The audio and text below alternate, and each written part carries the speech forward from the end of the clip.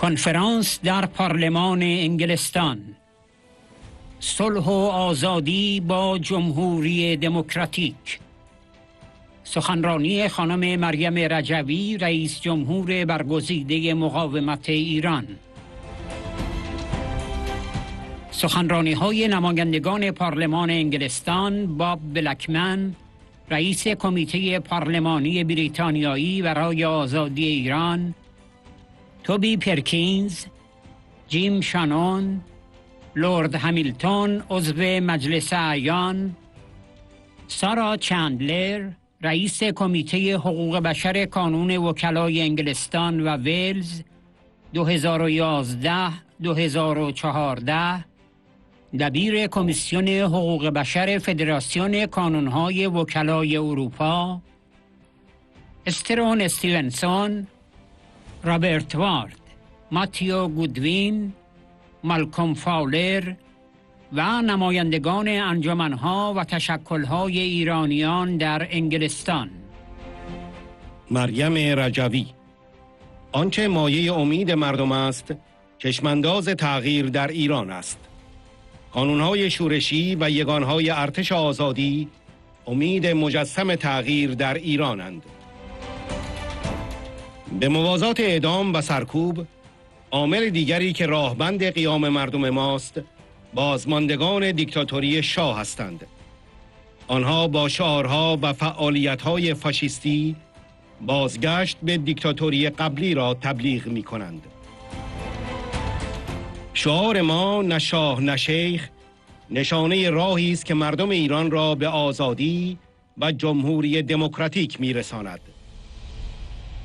یگانه راه تغییر در ایران سرنگونی رژیم با قیام مردمی، مقاومت سازمان یافته و ارتش آزادی بخش است.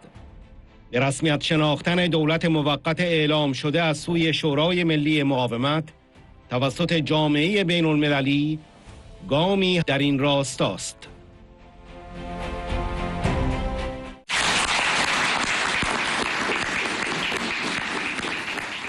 Honorable members of the House of Commons and the House of Lords, ladies and gentlemen, today Iran stands at a critical moment between fear and hope. The regime's policies of war, repression and plunder have brought severe hardships to the daily lives of our people. Families cannot buy their daily food and medicine. With each passing week, job losses are increasing. Above all, women are the main victims of these combined pressures.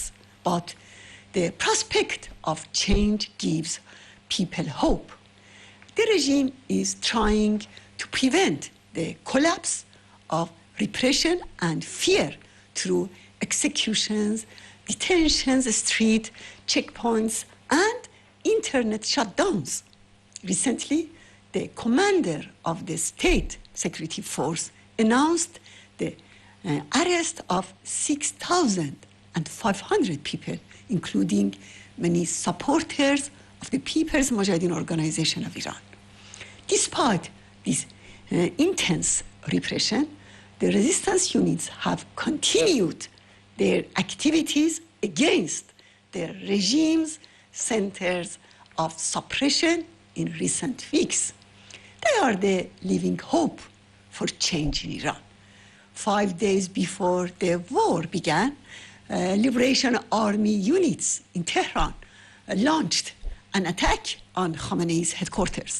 Despite the regime's efforts to cover up this news, their own experts have recently admitted that this event took place.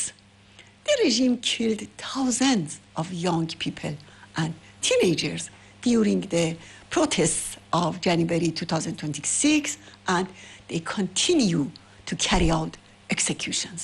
But they cannot destroy the people's resolve for future uprisings. The mullahs fear the organizing role of the resistance units and the Liberation Army more than ever. Since the beginning of the Persian New Year, in just the last 75 days, the regime has executed 30 political prisoners, including 8 members of the PMI and 22 young protesters. You see their pictures. Presently, 12 prisoners, including Zahra Tabari, face the death sentence and their lives are in danger. Here I have their pictures.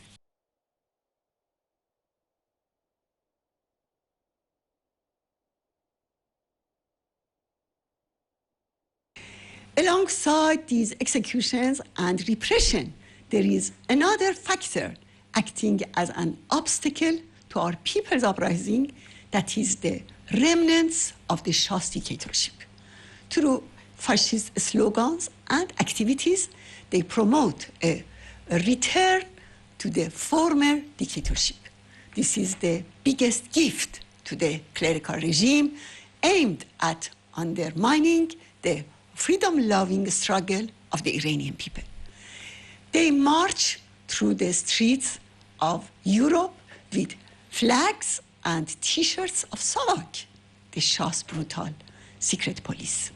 Savak tortured and killed people, and the Iranian people deeply hate them. Today, these groups even harass Iranians living abroad, including in the United Kingdom. I wish to recall the wise words of Mr. Jim Shannon, Member of Parliament. He correctly described the remnants of the old dictatorship as a wolf in sheep's clothing. However, the people who have risen for freedom reject both the current religious tyranny and the past puppet dictatorship. Our slogan, no to the Shah, no to the mullahs, marks the path that will lead the people of Iran to ultimate freedom and a democratic republic. Distinguished friends, the war and major events of recent months have shown us the truth about the most fundamental issues regarding Iran. Among these realities are the following. There is no viable solution to the regime's nuclear weapons program except its overthrow and the establishment of a non-nuclear Iran by the people of Iran and their organized resistance. The Middle East and the Persian Gulf will never find peace and stability until this regime is overthrown. The global threat of terrorism will never end until its primary source, which is the religious dictatorship, is stopped.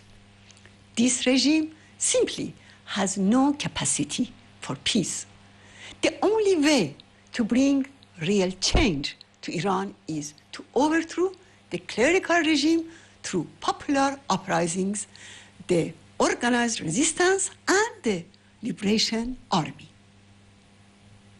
Honorable dignitaries, at a time when the world faces grave security and economic challenges due to regime's ambitions to obtain nuclear weapons and its regional interventions, a firm stance against the religious fascism is essential for global peace and security. A vital step in this direction is for the international community to recognize the provisional government announced by the National Council of Resistance of Iran. Furthermore, I express my profound hope that the UK government will no longer delay the designation of the Revolutionary Guard Corps as a terrorist organization. In the meantime, silence and inaction in the face of the continuous execution of political prisoners must end. This silence and inaction only benefit a regime that stays in power through the slaughter of Iran's children. The United Kingdom is also expected to expel the regime's agents from its soil and to close all the regime's embassies and its official and unofficial centers, including those operating under religious or cultural names. Thank you all very much.